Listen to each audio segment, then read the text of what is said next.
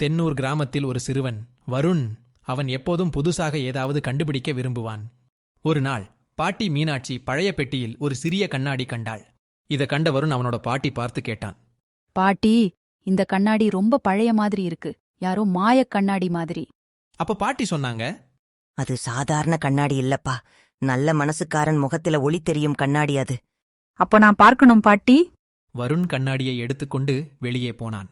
அங்கே அவன் தோழன் ரவி விளையாடிக் கொண்டிருந்தான். அப்போ ரவி வருண் என்ன பார்த்து கேட்டான். என்ன வருண், கண்ணாடியோட சுத்தி நடக்கிறேன்? இது சாதாரண கண்ணாடி இல்லடா, நல்ல மனசுக்காரன் முகத்துல ஒளி காட்டும்னு பாட்டி சொன்னாங்க. அப்ப பாரு என் முகத்துல எவ்வளவு ஒளி இருக்குன்னு. ஆனா கண்ணாடியில எந்த ஒளியும் தெரியவில்லை. நீ நல்லவனா இருக்கேன்னு நினைச்சுக்கிறையா ரவி? அந்த மாலை வருணோட பாட்டி மீனாட்சி அம்மன் வருண் பார்த்து கேட்டாள். வருண், நீ கண்ணாடியோட என்ன பண்ணின?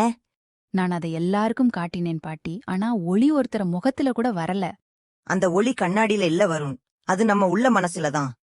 அப்போ நல்ல மனசு இருந்தாதான் வெளிச்சம் தெரியும். அடுத்த நாள் வருண் ரவியுடன் மீண்டும் சந்தித்தான். ரவி, கண்ணாடி ஒளி காட்டணும்னா நம்ம உள்ள நல்லதா இருக்கணும். அப்போ இனிமே நானும் நல்லவனா இருக்கணும் போல. அந்த நாள் முதல் ரவியும் வருணும் நல்ல செயலில் ஒன்றாக ஈடுபட்டார்கள். இந்த கதையின் நீதி என்னவென்றால், உண்மையான வெளிச்சம் கண்ணாடியிலிருந்து வராது, அது நல்ல மனசிலிருந்துதான் பிறக்கும்.